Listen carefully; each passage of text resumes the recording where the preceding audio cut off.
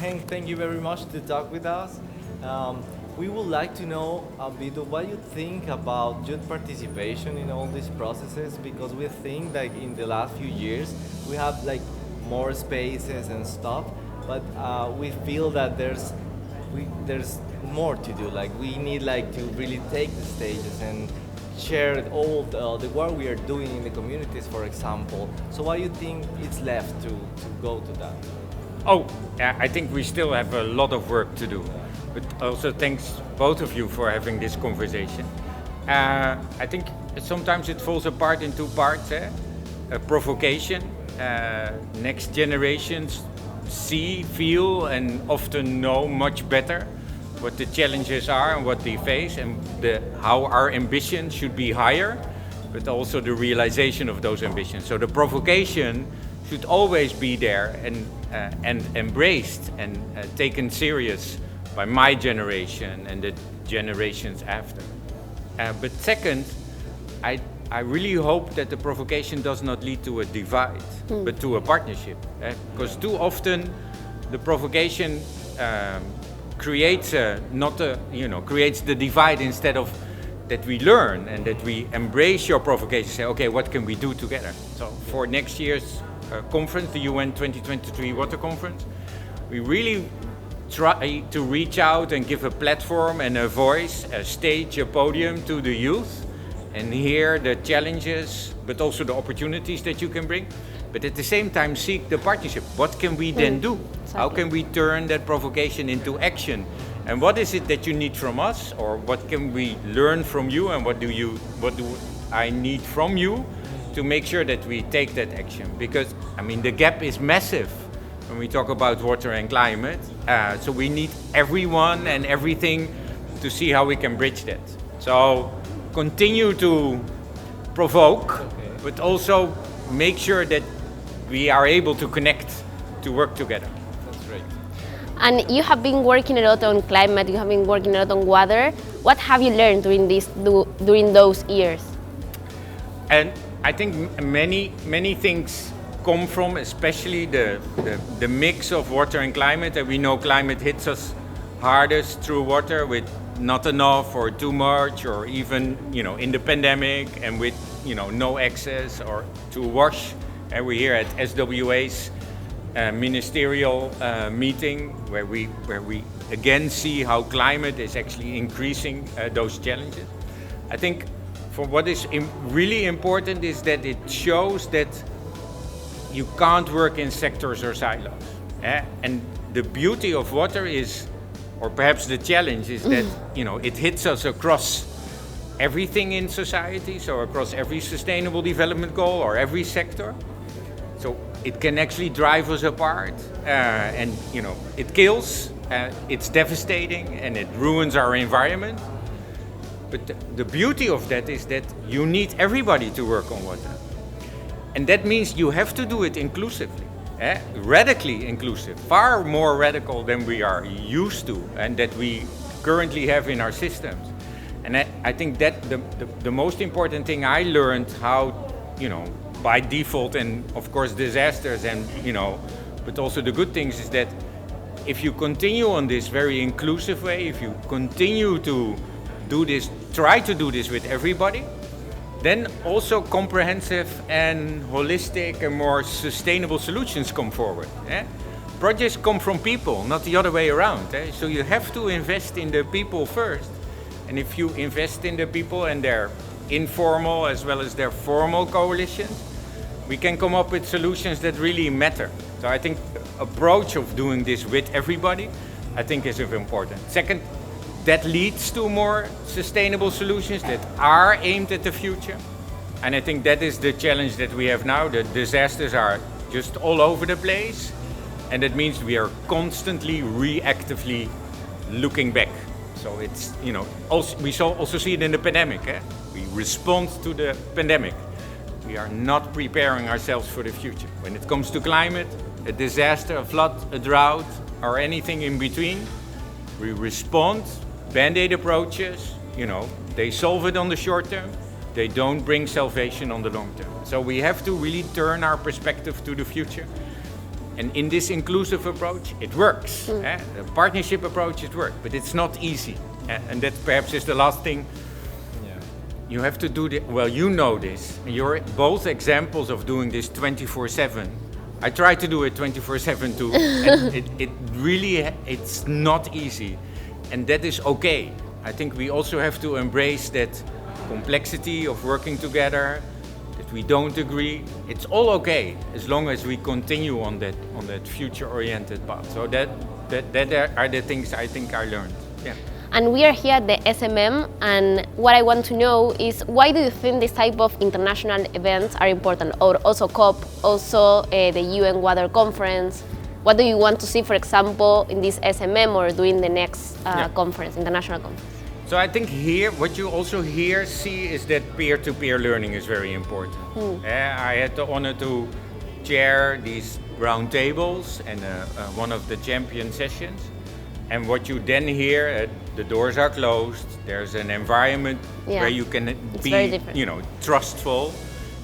Chatham House rules apply, so politicians, but also their experts can really talk truth to power. They can really talk from the heart and the mind, and not only read the paper and say something prepared. So, and that is necessary because we have to learn.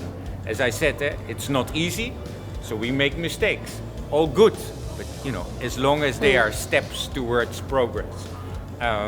Second, it's also, in every region, in every country, in every culture, things are different. But it doesn't mean that we can't apply that learning elsewhere. I had a round table this morning on finance I chaired with people from Zimbabwe and from Nepal, as well as from Nicaragua and Lesotho. And Nepal and Zimbabwe said, we have so much in common in how we do this. Really? Yeah. So now they are going to exchange professionals to even become better. So that exchange, that learning is important. For the UN conference and for the COP, there's also, of course, something else. And that has to do with commitments. We have to learn, we have to excel, we have to become better, we have to do it together. All true. But at the same time, we also have to say, okay, if this is the ambition, these are the SDGs, whoa, massive. This is the Paris Agreement. What type of commitments can we as a world bring to those conferences that really are going to make a difference? And for next year's UN 2023 conference, where the Netherlands, together with Tajikistan, are the co-host, supported by the UN system, supported, of course, with all member states, private sector, NGOs, and across. Youth, very important for next year's conference. We also have to show that the commitments matter, that what we bring to the table on what works is that we can bring it to scale, that we can replicate it across, that we stop the things that don't work, and that we try to innovate where it really needs innovation and fund those innovations to see it through. So those international meetings are also really about the commitments and the accountability that come with them. Because it's not only the learning and the provocation, it's also, of course, that we actually put it into practice. Yeah, exactly. And in that line, speaking about funding specifically, for example, I know a lot of young people around the world doing innovation in sanitation, new septic systems, for example, or building wells in rural communities. But I know all these cases need more funding. So what you can advise, or what you believe is a way to go to fund those projects of youth people, like to increase their impact? I mean, this is always the hard part, because we often fund pilots. And the world is sometimes a little bit in love with a pilot here and a pilot there, but we need pipelines, because one project needs to lead to another in a program, and then the program needs to become a pipeline to make sure that there is impact. Otherwise, it's just literally a drop on a hot plate. That really depends on where you are. The case of Zimbabwe told us that it's presidential priority. There is budget that is programmatically organized around those priorities. And there's capacity building and innovation coming from the local level up. So a community is empowered, youth are empowered to come forward with best practices, and then they are connected to a already funding approach that is programmatic. So that's helpful. But often that's not the case. So you have to build it from the ground up, see how you can connect it also through these type of meetings and sessions with international or national NGOs and organizations, and then start to build it programmatically. Make sure there is policy and legislation, funding and capacity secured. It's not easy, because on one you want to make sure that the innovative stuff that really makes a difference is happening. Well, at the same time, we also know that innovation never fits into existing policy. So you have to reinvent not only practice, but also the policy. Partner with both. I always say it's parallel. So you have a formal and an informal process. Continue on the informal in the collaboration and setting up these partnerships. Well, at the same time, try to change the formal aspect so you can mainstream and embed it there. This is not easy, and in some contexts it's even harder, but there are many examples that come from this conference also that show it is possible. And if those governments, the institutional world, can inspire each other or be inspired by the examples you give them, then there's an opportunity to change. We need to connect the dots and do alliances. But and also figure out what type of funding sources can there be. Is there no national government funding but international? Okay, let's see how we can apply. Are there international partners? Could be countries, but also could be NGOs or MDBs, development banks or other institutions, youth organizations and across, that can build a movement.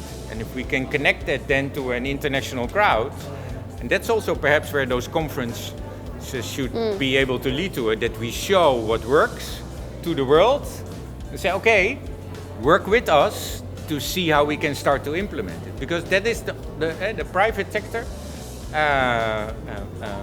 finance sector, are also very much looking for opportunities. But often the opportunities are staying also within their silo or within their bubble.